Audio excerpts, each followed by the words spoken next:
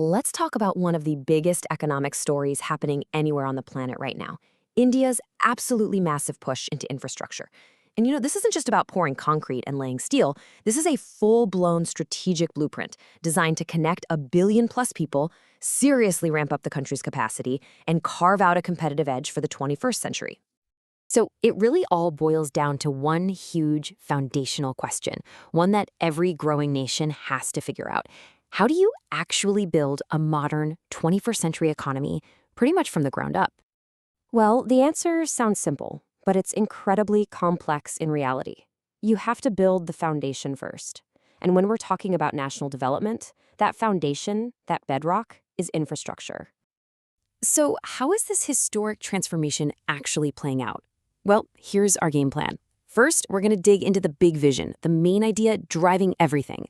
Then we'll follow the money, looking at the incredible public investment and the master plan that makes sure it's spent smart.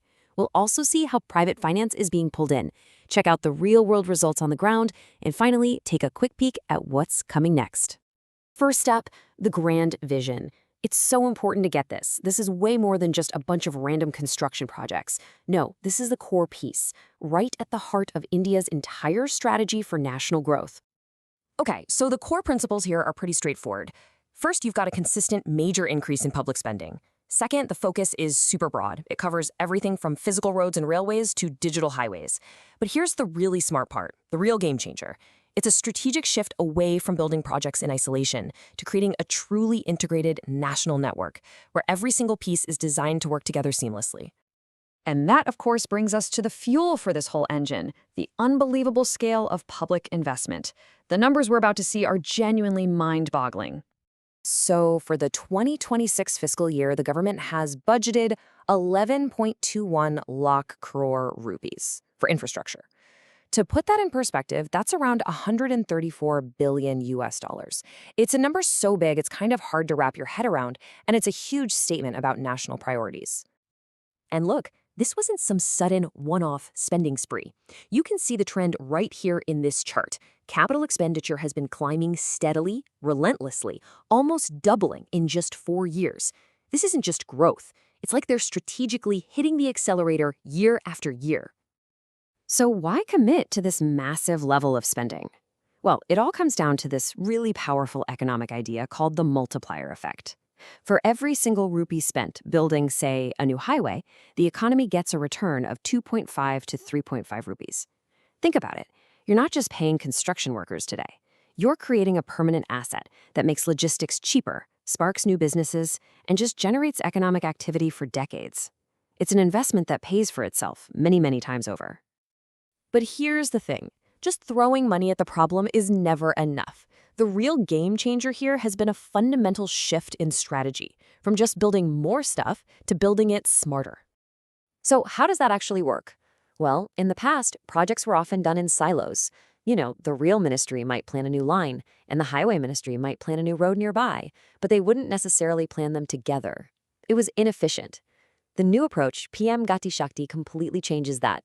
You can almost think of it like a giant live Google Maps for the entire country's infrastructure. It's a single digital platform where all the different ministries can see what everyone else is doing and plan together. This kind of integrated planning just slashes waste and makes sure every new piece of the puzzle fits perfectly. Now, that 11 lakh crore budget is absolutely huge, but even that can't cover everything. So to really hit these massive ambitions, India is getting creative, shaking up its entire financial system to bring private money into the game. The big idea is to create a much more diverse financial ecosystem. This means more public-private partnerships, or PPPs, where private companies bring their cash and their expertise to build and operate projects. It also means creating brand new ways for people to invest, like something called Infrastructure Investment Trusts, or INVITs. These basically let big, long-term investors, like pension funds, put their money directly into assets that generate revenue, like toll roads. The whole goal is to crowd in all this private investment to work right alongside public money. So the big question is it working? Well, this chart gives a pretty clear answer. The amount of money pouring into these new investment trusts is just surging. This isn't a trickle, it's a flood of private capital, and it's proof that these new financial models are actually working, attracting major, long-term investment. All right, we've seen the master plan, we've seen the money, and we've seen the strategy. Now for the best part, the payoff. Let's take a look at the tangible, real-world results of this infrastructure push that you can actually see and feel across the country. Let's start with roads. The national highway network has grown by an incredible 60% since 2014, and the network of high-speed corridors has expanded almost 10 times over. But just as important, if not more so, is that last-mile connectivity. Nearly every single eligible rural village is now connected by an all-weather road. That's huge. It's fundamentally linking the heartland of the country to the mainstream economy, many for the very first time. Now, let's look at the railways, the absolute backbone of the nation's logistics. This chart just perfectly shows the new pace. Between 2004 and 2014, the country was adding about 1,500 kilometers of new lines each year. In the decades since, that average has more than doubled to over 3,100 kilometers a year. The speed of expansion has just skyrocketed. Okay, let's talk ports, because this is a fantastic measure of pure efficiency.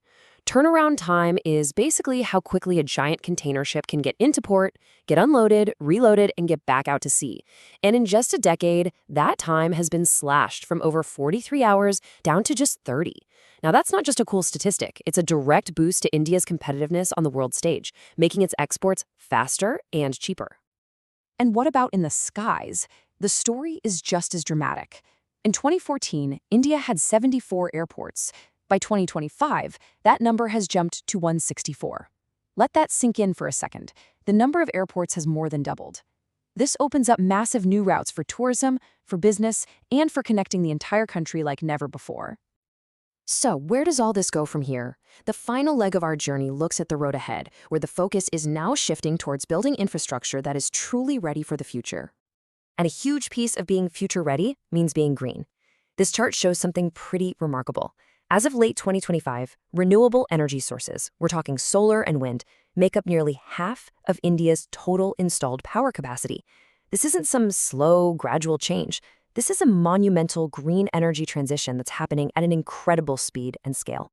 So here's the bottom line. When you boil it all down, the physical hardware of a modern nation, all the roads, the ports, the airports, the grids, is being built right now at a historic pace. The foundation is being set. So the real question, the final question, is what software is going to run on it? What new businesses, what incredible innovations, what social progress will be built on top of this amazing new platform? That right there is the next chapter of India's story.